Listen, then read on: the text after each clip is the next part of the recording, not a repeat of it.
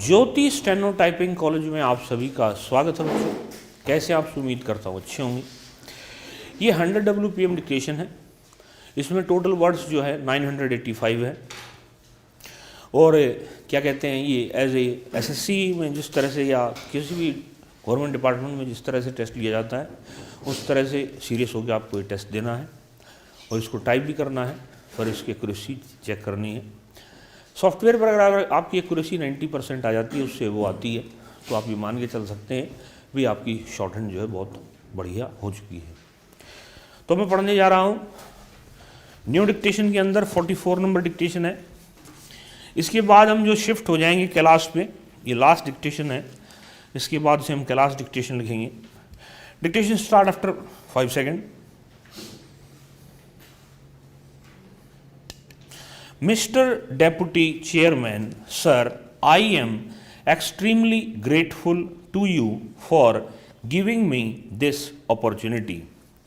Last week we had an opportunity to discuss this subject at length, and let me reiterate that the government stands fully committed to fulfilling all legal obligations that we have towards the state of Andhra Pradesh in a peculiar situation arising out of the bifurcation of the state itself.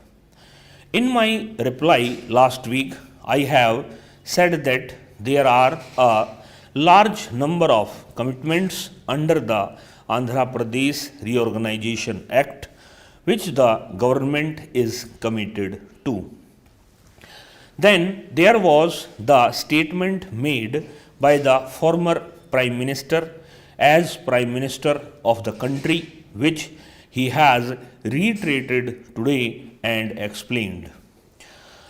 Then there were observations very clearly made subsequently in the report of the 14th Finance Commission, and I have read the full paragraph. Now, on one of the issues, there seems to be apparently a divergence between what the Finance Commission says and one of the commitments made in the statement of the Honorable Prime Minister at that time.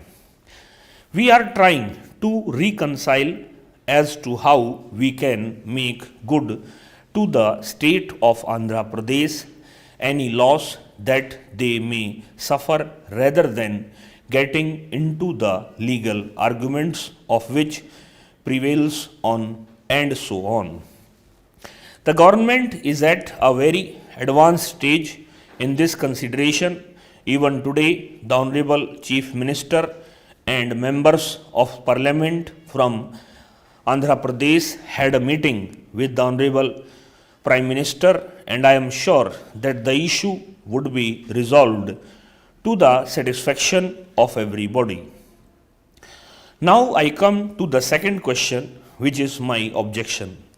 Sir, at the very outset, let me say that I myself am a member of the upper house, and therefore when I am speaking in terms of the powers and jurisdiction of the upper house, I may be disappointing some of my colleagues, including myself, but we must be clear about where we stand as regards the jurisdiction of the upper house is concerned.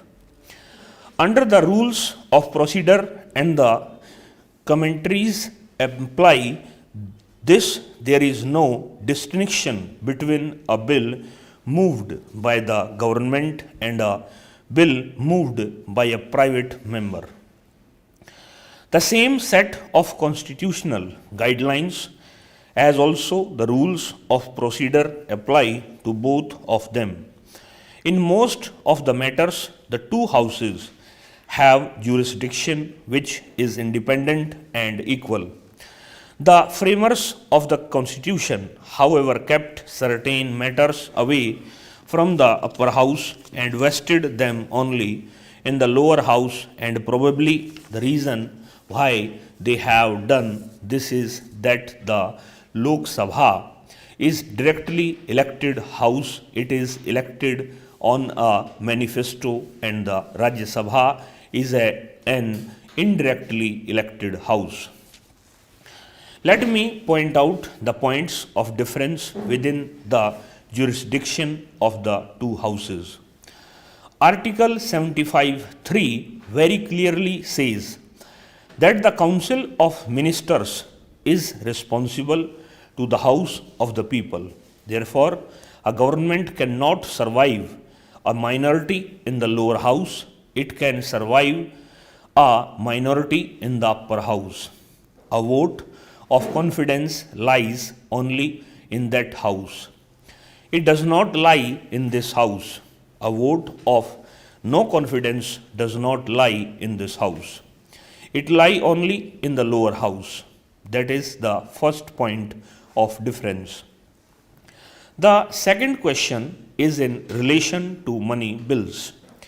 There are 4 specific rights that the lower house has which the constitutional framers did not give to the upper house.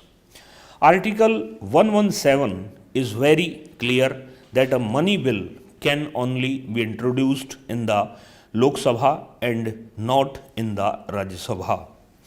It is clearly stated in so many words in the Constitution. The second is a money bill can only be voted in the Lok Sabha and not in the Rajya Sabha. The third is if a dispute arises as to whether a particular bill is a money bill or not, and a dispute has arisen, and I am sure what the dispute is. It is only the presiding officer of the Lok Sabha who can decide this issue and not of the Rajya Sabha. This is the third right that the Lok Sabha has. And the fourth right that the Lok Sabha has is if the money bill fails, the Lok Sabha has a right to see to it that the government goes. Now, this whole argument that these are special rights which only the Lok Sabha was given under the Constitution in regard to the money bills, these are 4 special rights which stem out of clear provisions of the Constitution itself. And Rule 186(7) clearly says that the procedure of this House is when a dispute arises as to whether it is a money bill or not, the presiding officer of the upper house will refer it to the Speaker, Lok Sabha, whose decision is final. A certificate issued by the Speaker of the Lok Sabha is final in this regard. Now, what is a money bill?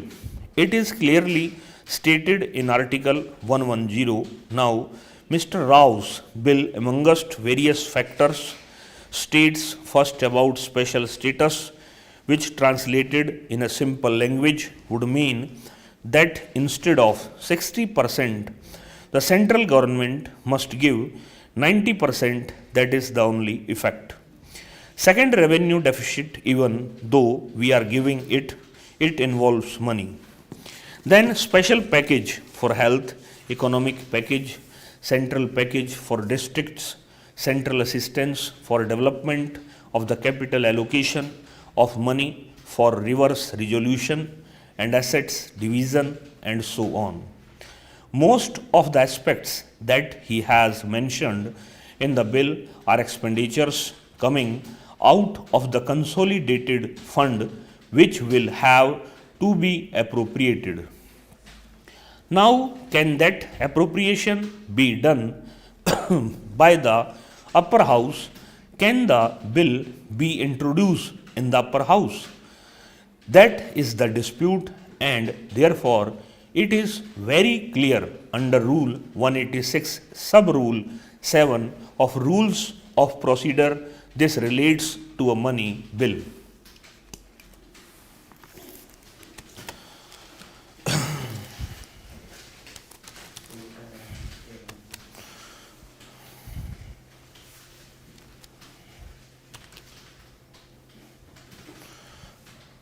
49 का बनाना,